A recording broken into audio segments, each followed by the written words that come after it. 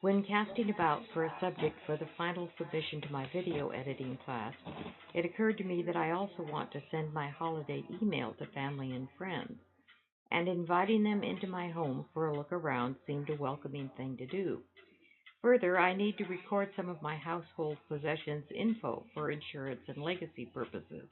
Not everything that looks like stuff actually deserves to be dumped upon my demise.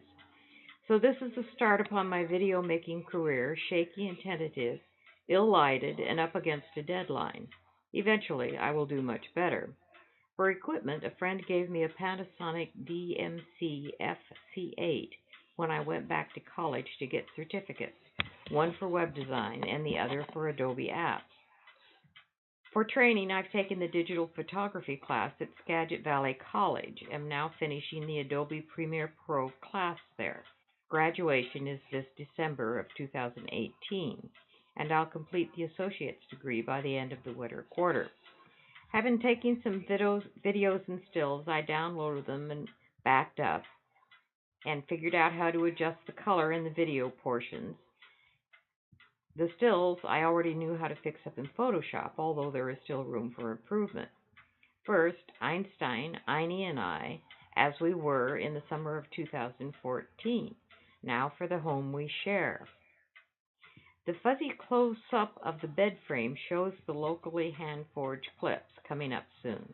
The bed was one of two that were made in France between the world wars near Annecy, probably in Alby-sur-Charente, where I bought and renovated a farmhouse. The beds were intended to sleep several children and slid apart on wooden rollers, but I could only afford to ship one of them back to the USA when I came home after working at the World Health Organization in Geneva for 13 years. The quilt was handmade by my friend Meg, the orange quilt, who died last year. So were the cushions. The brown and cream rug may be valuable as it is from my cousin Susan Beagle's legacy, and since she was a professional interpreter based near Geneva, she had a lot of treasures. The batik being used on the ottoman is genuine, although faded in places. Susan's husband was born in Indonesia. The mirror is part of a suite hand-carved in Yorkshire between the wars by the mother of a colleague, commissioned by the mother of a colleague at Who. She was Hazel Palmer. Sure wish I could have bought all the pieces. The dining table and opera chairs, and the lamp that was a wallpaper stencil, Stanton Smith gave me for helping him. They were his mother's, who decorated with antiques when they lived on First Hill in Seattle. The dishes are some from my Smith grandmother and some from Susan's set. Stanton would have been her uncle. The blue patterned rug on the table I bought in Morocco way out in the desert from a Berber woman through an interpreter. She said that the only thing she had was an incompleted set of camel pack sacks in blue. Since I didn't want anything in red, did I want to see it? I was delighted with it and bought it at first asking price. This scandalized my traveling friend, but I wanted that woman to benefit even after paying the man, who said they, men only, learned English by watching DVDs with subtitles.